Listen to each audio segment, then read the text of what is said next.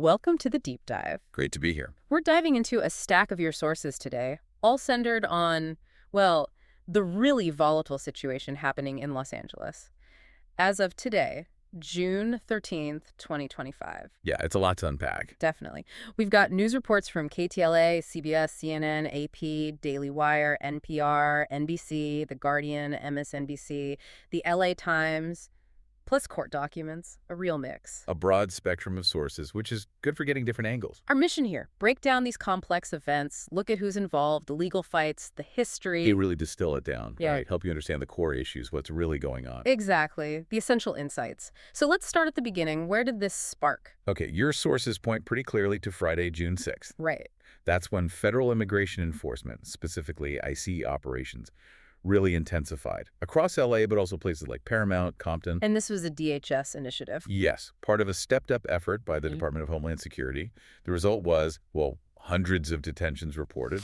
Now, DHS said they were targeting individuals with criminal records. They did state that, but advocacy groups immediately pushed back. How so? They argued the operations were overly broad, very disruptive to the communities involved, not just targeted arrests. And that pushback became visible pretty quickly. Almost immediately, you saw protests starting to gather outside federal buildings, detention centers, especially downtown LA. Were these big protests right away? The sources say they were largely peaceful at first, Yeah. but they grew fast in size and intensity. Okay, so peaceful beginnings, but growing fast. Then the weekend hits, June 7th and 8th. And this is where things seem to really escalate. Absolutely. That's the turning point, according to multiple reports. The protests spread out from downtown. To Paramount and Compton, like you mentioned. Exactly. And critically, some demonstrations turned violent. What kind of violence are we talking about? We see reports of objects being thrown at police, rocks, bottles, even Molotov cocktails mentioned in some sources. Wow. And property damage, too. I saw mentions of vehicles. Yeah, that's in there. Including, interestingly, Waymo autonomous cars being set on fire. Huh, specific. And some businesses faced vandalism, looting. But, and this is a really important point your sources make consistently, Yes. the scale is different from 1992, the Rodney King riots. This wasn't that level of citywide destruction, despite the violence. That's a crucial distinction. Still, it got intense enough for curfews. Yes, local authorities imposed curfews in parts of LA. And the LAPD chief, Jim McDonnell, he had some strong words. He did. He described officers being attacked with commercial-grade fireworks, also hurled concrete blocks. He sounded genuinely dismayed. He made a distinction, didn't he, between the protesters and... Right. He talked about managing mobs of people who turned violent, separating that, from the initial immigration enforcement issue itself. And arrests followed. Many arrests, yeah. Yeah. Lots for failure to disperse because of the curfews, but some for more serious charges, too. There was one high-profile arrest mentioned. David Fuerte, yeah. President of SCU California, the big union. ICE alleged he interfered with their agents. Which SEIU denies. Strongly disputes it, yes. Yeah. That arrest really highlights how this broadened out, drawing in different groups and becoming sort of a flashpoint. Okay, so you've got this backdrop. Growing protests, some violence, local police feeling stretched, curfews. A very tense situation on the ground. And this leads directly to the federal response. Saturday, June 7th, President Trump issues a memorandum. Ordering the deployment of the National Guard to Los Angeles. And Defense Secretary Pete Hegseth confirmed this. He did. Talked about federalizing maybe 2,000, possibly up to 4,000 Guard troops. But that wasn't all. No. Then came something even more, well, dramatic. The deployment of active duty U.S. Marines.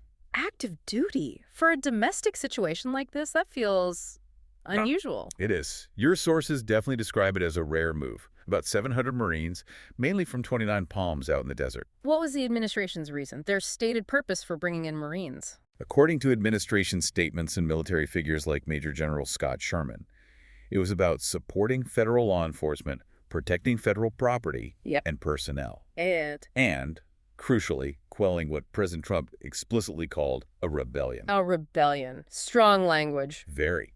There was some initial talk, sources mentioned, about Guard troops possibly accompanying ICE agents for protection. But that changed. Military officials later clarified Guard members weren't actually detaining civilians. The Marines, though, they were assigned to protect federal facilities under something called Task Force 51. Okay, federal troops, Guard and active duty Marines deployed to LA streets. This must have set off alarms, politically and legal. Oh, immediately. A huge firestorm. Oh. Governor Gavin Newsom, L.A. Mayor Karen Bass, Oh. they strongly condemned it. And Newsom didn't just condemn it, he took action. He filed a lawsuit, yeah, straight away. What was the core of his argument? That the president unlawfully bypassed him, federalizing the state's National Guard without the governor's permission. The 10th Amendment, he argued states' rights and overstepping presidential authority under Title 10, the law governing the military. And a key part of this was the rebellion claim. Right. Exactly. Newsom argued, and Mayor Bass echoed this, that while there was violence, it just wasn't an insurrection or rebellion as needed to invoke the Insurrection Act of 1807. That's the legal basis the administration seemed to be using. That appears to be the justification. Newsom also argued the military presence would actually escalate things, make it worse. And President Trump, how did he respond to this pushback? Very forcefully. Through platforms like Truth Social, he doubled down. Still using terms like rebellion. Repeatedly. Rebellion. Lawless violence. He thanked the Guard, claimed L.A. would be burning without him. And he took aim at Newsom and Bass directly. Calling them incompetent and very slow. Sources also report him saying something like, the standard for deploying Marines domestically is, quote, what I say it is. Implying very broad executive power. That's certainly the interpretation. And FBI Director Kash Patel reportedly backed the administration's stance, framing it as necessary to protect federal officers. So, a major clash of powers. Federal versus state. Executive versus, well, legal constraints. And it moved to the courts very quickly. Amazingly fast. Newsom's lawsuit landed in front of U.S. District Judge Charles Breyer in San Francisco. And Judge Breyer ruled pretty quickly, too, right? Thursday, June 12th? He did. Issued a 36-page decision, and it was a significant one. What did he find? He found that California was likely to succeed on the merits of its challenge. Basically, he agreed with Newsom. Calling Trump's actions illegal, exceeding statutory authority, violating the 10th Amendment, and crucially, the Insurrection Act point. Yes. He explicitly stated the protests fall far short of a rebellion under that act. He was very clear on that. Did he raise concerns about civil liberties? He did. The ruling noted the court was troubled by the idea that protesting against the federal government could justify military deployment, saying it implicated First Amendment rights. So, based on all that, what did he order? He ordered President Trump to return control of the California National Guard back to Governor Newsom. A clear win for the state, initially. And initially, because that wasn't the end of it. Not at all. The Trump administration immediately appealed Judge Breyer's ruling, took it straight to the 9th U.S. Circuit Court of Appeals. And the 9th Circuit acted fast, too. Very fast. Late that same Thursday, they issued an administrative stay.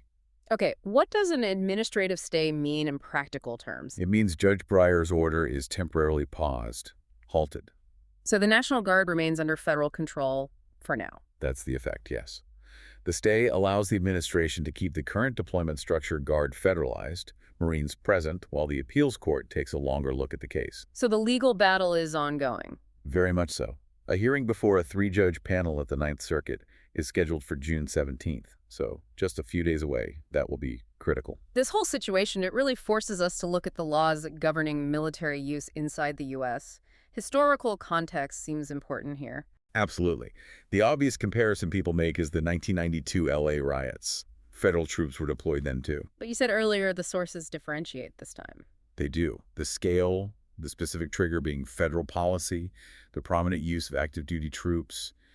It feels like a different dynamic, even if the comparison is inevitable. And the legal framework itself is pretty old. 2 key acts keep coming up. First, Posse Comitatus. Right. The Posse Comitatus Act of 1878. Generally, it bars using the U.S. military, Army, and Air Force, specifically named for domestic law enforcement. Unless Congress allows it or there's a constitutional exception. What about the Marines? It gets a bit technical because they're Navy, but the principle generally extends.